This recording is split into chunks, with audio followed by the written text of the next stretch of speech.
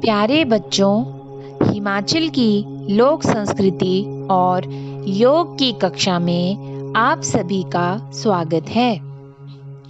आज हम कक्षा छठी का अध्याय 11 योग के आहार भाग 1 पढ़ेंगे।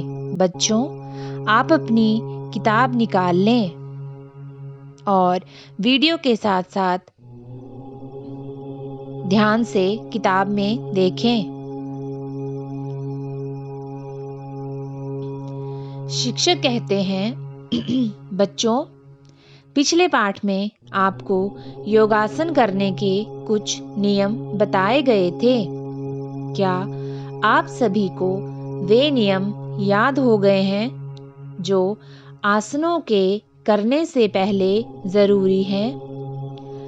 शिक्षक बच्चों को पूछते हैं कि बच्चों, पिछले पाठ में हमने जो योगासन करने के कुछ नियम सीखे थे, क्या आप सभी को वो नियम याद हो गए हैं? सभी विद्यार्थी हाँ गुरुजी। एक विद्यार्थी कहता है, गुरुजी, योगाभ्यासी का क्या कोई निश्चित आहार होता है कि क्या खाएं और क्या ना खाएं? एक विद्यार्थी गुरुजी को पूछता है कि जो योग करते हैं क्या उनके लिए कोई निश्चित आहार है कि उन्हें क्या खाना और क्या नहीं खाना चाहिए? तब शिक्षक कहते हैं, बहुत अच्छा, अति उत्तम तथा बहुत ही महत्वपूर्ण प्रश्न आपने पूछा है। योग में आहार का अत्यधिक महत्व है।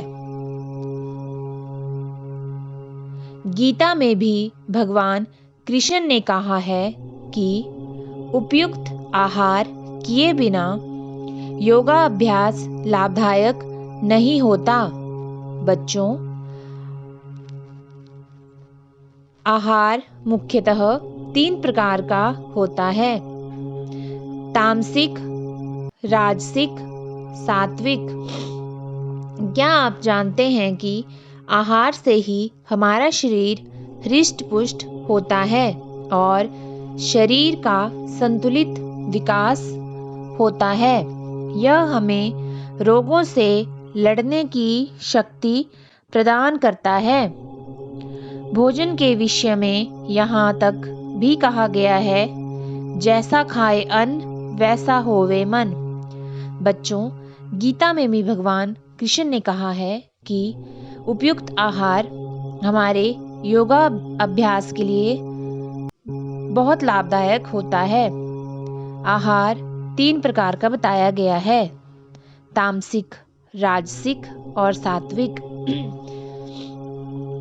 आहार से हमारा शरीर तंदुरुस्त होता है और शरीर का विकास होता है और भोजन हमें रोगों से लड़ने की शक्ति भी प्रदान करता है। छात्रा कहती है, गुरुजी, तामसिक भोजन किसे कहते हैं? अब शिक्षक उत्तर देते हैं, तामसिक भोजन तमोगुण प्रधान होता है। तम का अर्थ है आलस्य, इसलिए तमोगुणी भोजन शरीर में आलस्य उत्पन्न करता है। योगाभ्यासी के लिए यह भोजन वर्जित है। यह हमारे शरीर में कम पौष्टिकता प्रदान करता है। इसके अंतर्गत बासी भोजन, ठंडा भोजन, अचार, चटनी, डिब्बा बंद भोजन, मांस, मछली, अंडा और ठंडे पेय पदार्थ आते हैं। शिक्षक बच्चों को समझाते हैं कि तामसिक भोजन जो है उससे हमारे शरीर में आलस्य उत्पन्न होता है और यह हमारे शरीर को कम पौष्टिकता प्रदान करता है, और जो योग करते हैं उनके लिए तो यह भोजन वर्जित है। छात्रा कहती है, गुरुजी, क्या हमें तामसिक भोजन नहीं करना चाहिए?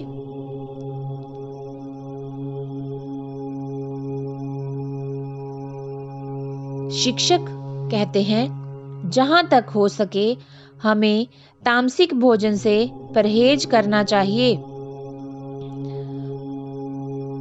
दूसरा विद्यार्थी, गुरुजी, राजसिक भोजन किसे कहते हैं? शिक्षक कहते हैं, जैसा कि इसके नाम से ही स्पष्ट होता है कि राजाओं जैसा भोजन राजसिक भोजन कहलाता है। इस भोजन में विविध व्यंजन आते हैं। इसमें राजाओं द्वारा खाए जाने वाले 56 व्यंजनों का वर्णन आता है। इस भोजन को बनाने में विविध प्रकार के मसालों का उपयोग किया जाता है। शिक्षक समझा रहे हैं कि राजसिक भोजन कैसा भोजन होता है।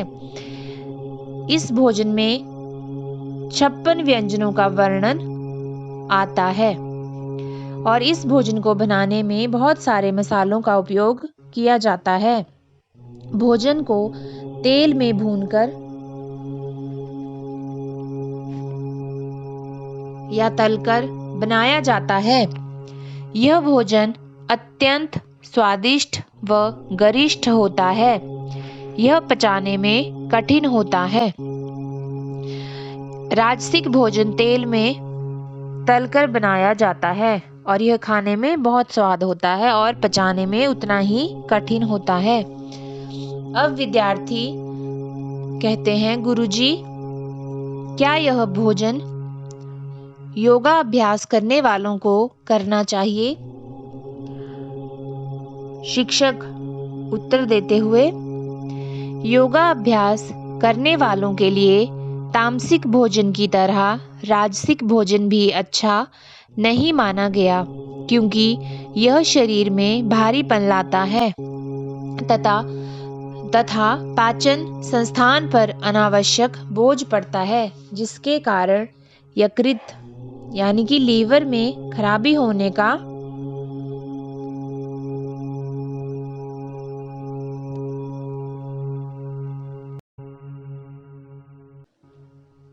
भय बना रहता है। गुरुजी समझाते हैं कि योगाभ्यासी को राजसिक व तामसिक भोजन नहीं करना चाहिए, क्योंकि इससे उनके पाचन तंत्र पर प्रभाव पड़ता है और हमारा लीवर जो है उसके खराब होने का भय बना रहता है। मतलब डर रहता है कि हमारा लीवर खराब ना हो जाए। अब विद्यार्थी, गुरुजी, तो हमें कौन सा भोजन करना चाहिए जो सबके लिए अति उत्तम माना जाता है? शिक्षक कहते हैं, सात्विक भोजन हमारे शरीर के लिए सबसे उत्तम माना जाता है। इस भोजन को करने से हमारी सोच सकारात्मक बनती है तथा विचार शुद्ध व परहित सोचने वाले बनते हैं। हम सेवा साधना तथा समर्पण में अपना जीवन यापन करते हैं।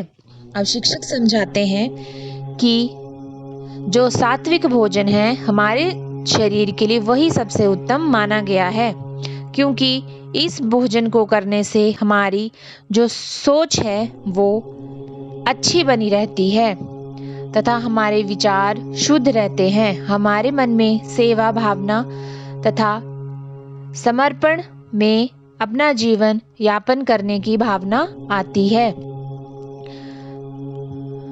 विद्यार्थी, गुरुजी, सात्विक भोजन में कौन कौन से पदार्थ आते हैं?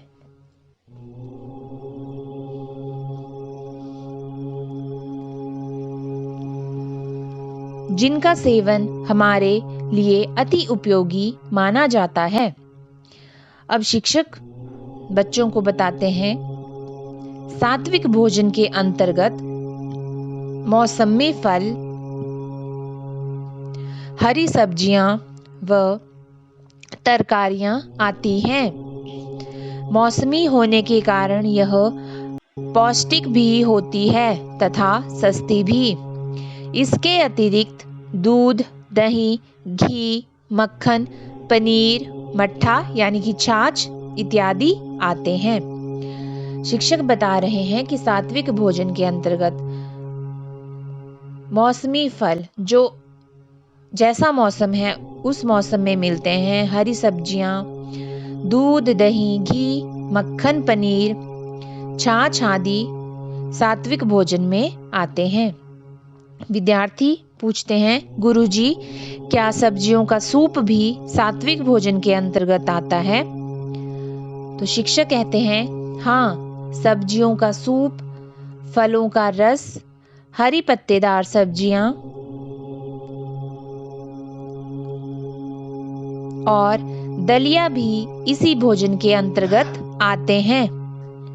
इसके अतिरिक्त सभी प्रकार की दालें व अनाज भी इसमें शामिल है।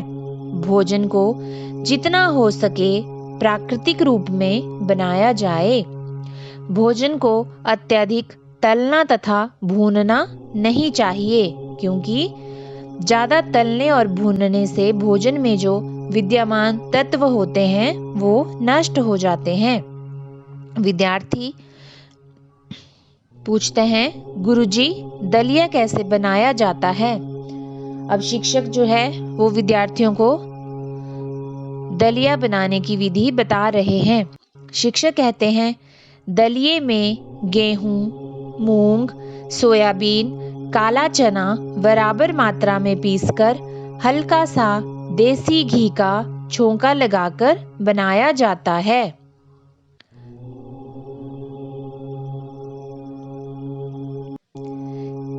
यह दलिया अत्यंत पौष्टिक होता है। यह हमारी स्मरण शक्ति को बढ़ाता है तथा शरीर के सभी संस्थानों को प्रभावित करता है। विशेषतया पाचन संस्थान को सशक्त करता है। दलिया जो है वो बहुत पौष्टिक होता है और हमारी याद करने की क्षमता को बढ़ाता है तथा जो हमारे शरीर के सभी अंग हैं उनको प्रभावित करता है तथा हमारे जो पाचन संस्थान है उसको मजबूत बनाता है ताकि हमारा पाचन संस्थान ढंग से काम कर सके।